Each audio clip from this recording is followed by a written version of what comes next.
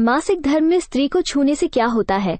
एक बार माता पार्वती ने भगवान शिव से कहा, हे स्वामी, मेरे मन में 2 प्रश्न उठ रहे हैं, आपकी आज्ञा हो तो मैं आपसे पूछूं।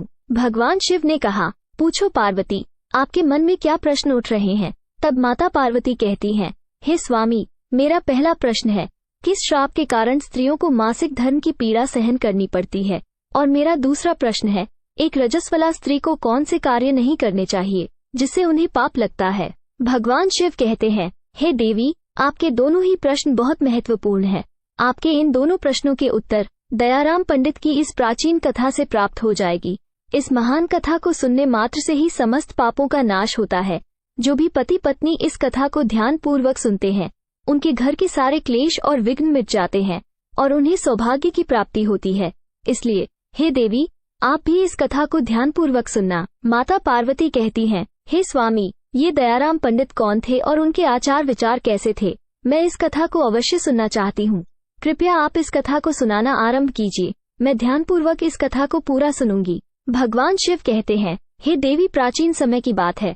मल्हार देश में एक बहुत ही सुंदर और रमणीय नगरी थी। उस नगरी में एक दयाराम पंडित रहता था। उसको समस्त शास्त्रों और वेदों का ज्ञान था। वो परम बुद्धिमान, गुणवान तथा धर्म कार्य में हमेशा तत्पर रहता था। सभी जाति के लोग उसका सम्मान करते थे। वो रोजाना दान, धर्म तथा संध्या उपासना किया करता था। वो पंडित पशु, पुत्र, बंधु बांधवों और धन संपत्ति से संपन्न था।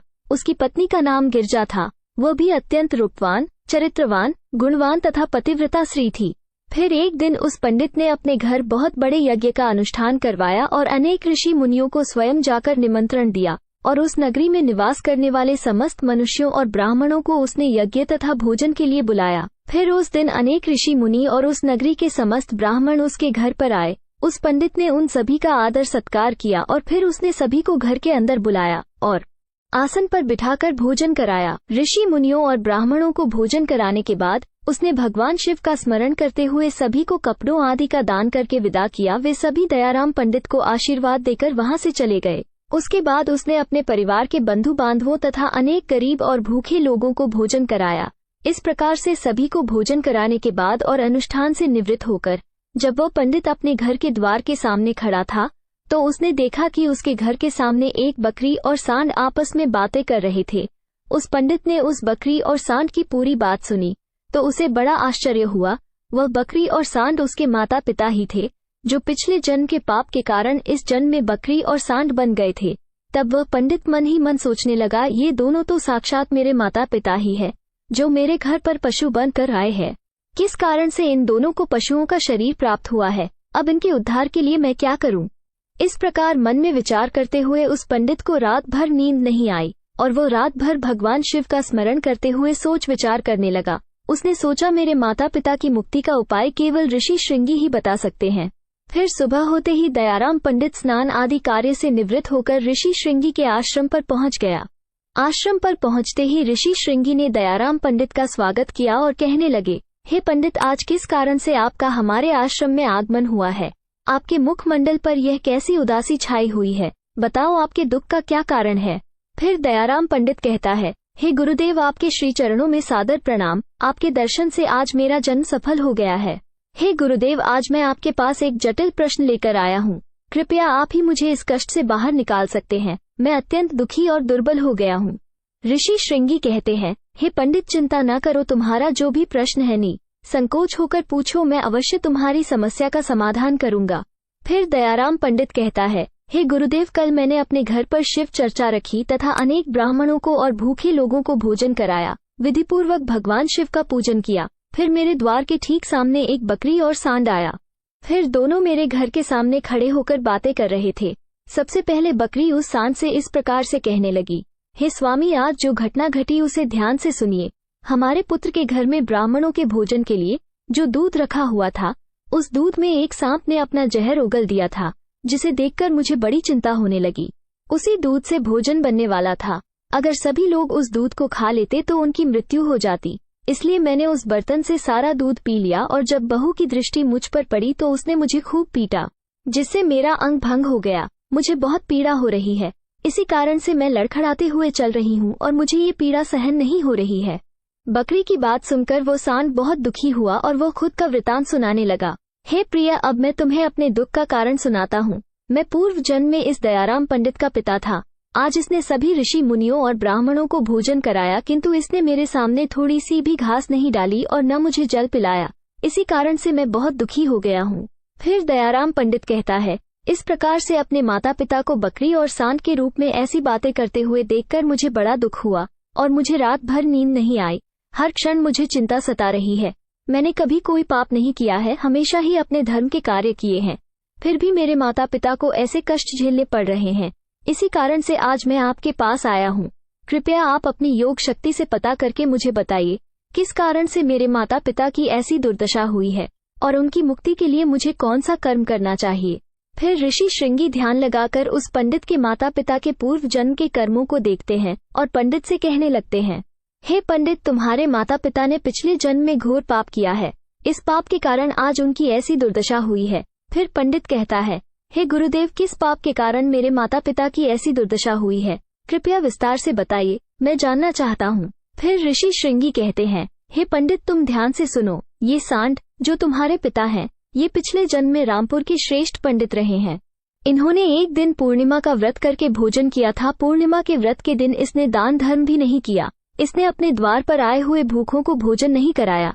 इसने अपने पितरों का श्राद्ध तर्पण भी विधि पूर्वक नहीं किया। तुम्हारे पिता ने पिछले जन्म में मासिक धर्म के दौरान ही तुम्हारी माता के साथ संबंध बनाया था और इसी पाप के कारण इसे इस जन्म में सांड का रूप प्राप्त हुआ है। अब तुम अपनी माता के बारे में सुनो। तुम्हारी माता ने रजस्वला होते हुए भी भोजन बनाया। मासिक धर्म के दौरान ही इसने भगवान की पूजा की, तुलसी को जल चढ़ाया।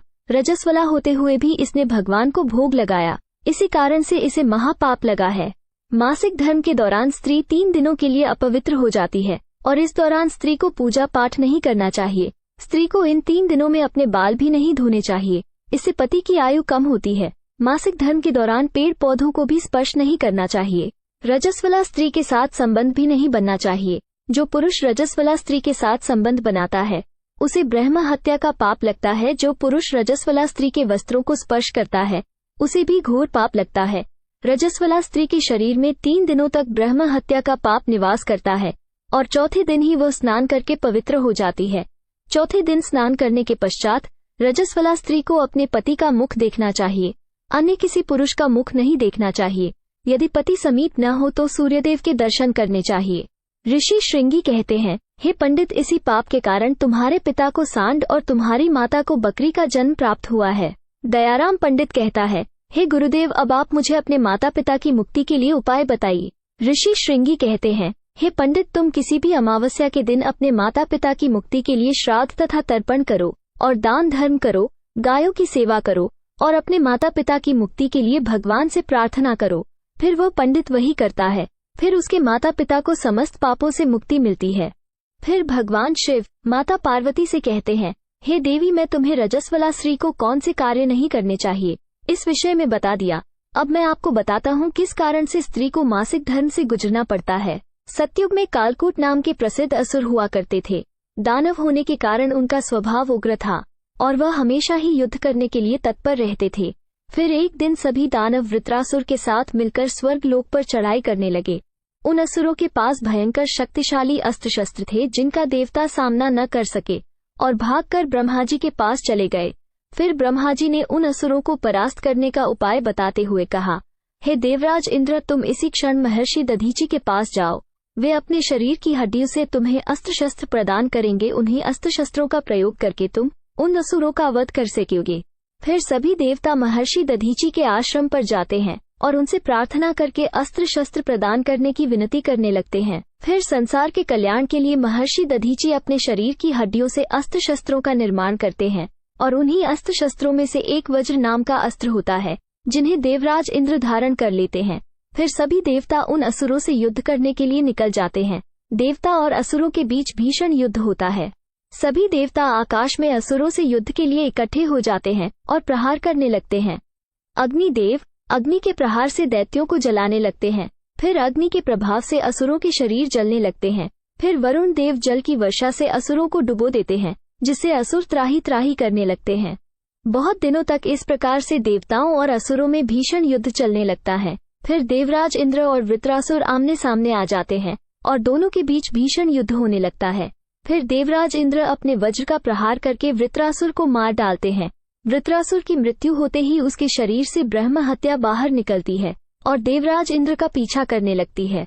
फिर वह ब्रह्म हत्या इंद्रदेव के शरीर में प्रवेश कर जाती है, जिससे इंद्रदेव को ब्रह्म हत्या का पाप लगता है। फिर इंद्रदेव ब्रह्मा जी के पास जाते हैं और उनसे ब्रह्म हत्या से छुटकारा पाने के लिए कहते हैं। फिर ब्रह्मा जी उस ब्रह्म हत्या को देवराज इंद्र के शरीर से बाहर निकलने की आज्ञा देते हैं और वह ब्रह्म हत्या इंद्रदेव के शरीर से बाहर निकलकर ब्रह्मा जी से कहने लगती है, हे परमेश्वर, अभी तक मैं वृत्रासुर के शरीर में निवास कर रही थी क्योंकि उसने अनेक ब्रह्म हत्याएं की थी। जब इंद्रदेव ने उसकी हत्या कर दी तो मैं इंद्रदेव के शरीर में निवास करने लगी। अब आप ही मुझे उचित स्थान दीजिए जहां मैं रह सकूं। फिर ब्रह्मा जी कहने लगे, हे ब्रह्म हत्या, मैं तुम्हें उचित स्थान देता हूँ। फिर ब्रह्मा जी ने ब्रह्म हत्या के 4 भाग कर दिए और कहा, हे ब्रह्म हत्या, तुम्हारा एक भाग अग्नि के भीतर रहेगा। जो भी मनुष्य अग्नि को आहुति नहीं देगा तो उसके शरीर में प्रवेश कर जाना। तुम्हारा दूसरा भाग जल के भीतर रहेगा। जो भी जल में गंदगी फैलाएगा अथवा मल मूत्र त्याग करेगा, तुम उसके शरीर में प्रवेश कर जाना। तुम्हारा तीसरा भाग पेड़ पौधों में रहेगा। जो भी मनुष्य बिना कारण ही वृक्षों को काटेगा, उसे भी ब्रह्म हत्या का पाप लगेगा। फिर ब्रह्मा जी ने अप्सराओं को अपने पास बुलाया और कहा, हे अप्सराओं, इस ब्रह्म हत्या का 1/4 भाग तुम ग्रहण करो। अप्सराएं कहने लगी, हे प्रभु, आपकी आज्ञा से हम इसे ग्रहण करने के लिए तैयार हैं, किंतु हमें भी इससे मुक्ति का उपाय बताइए। फिर ब्रह्मा जी कहने लगे, हे अप्सराओं, जो भी पुरुष रजस वाला स्त्री के साथ संबंध बनाएगा, उसके अंदर यह ब्रह्म हत्या प्रवेश कर जाएगी। इस प्रकार से ब्रह्म हत्या के 4 भाग हो गए, एक अग्नि में, दूसरा जल में, तीसरा पेड़ पौधों में और चौथा स्त्रियों के अंदर प्रवेश कर गया। इस ब्रह्म हत्या के पाप के कारण स्त्रियों को मासिक धर्म होता है। जो भी पुरुष मासिक धर्म के दौरान स्त्रियों को स्पर्श करता है अथवा उनके साथ संबंध बनाता है, उसे ब्रह्म हत्या का पाप लगता है। भगवान शिव कहते हैं, पार्वती, इस प्रकार से मैंने आपको स्त्री के रजस्वला होने के पीछे का कारण और रजस्वला स्त्री को कौन से कार्य नहीं करनी चाहिए आदि के विषय में बता दिया है। फिर माता पार्वती कहती हैं, हे स्वामी, आज आपने मुझे बहुत ही महत्वपूर्ण ज्ञान दिया है। मैं भी आपको वचन देती हूँ, जो भी स्त्री मासिक धर्म के दौरान पूजा पाठ करेगी और पति के साथ संबंध रखेगी, मैं उसके घर में कदापि प्रवेश नहीं करूंगी। वीडियो अच्छी लगी हो तो लाइक, शेयर और ऐसे ही वीडियो को देखने के लिए हमारे चैनल को सब्सक्राइब जरूर करें। धन्यवाद।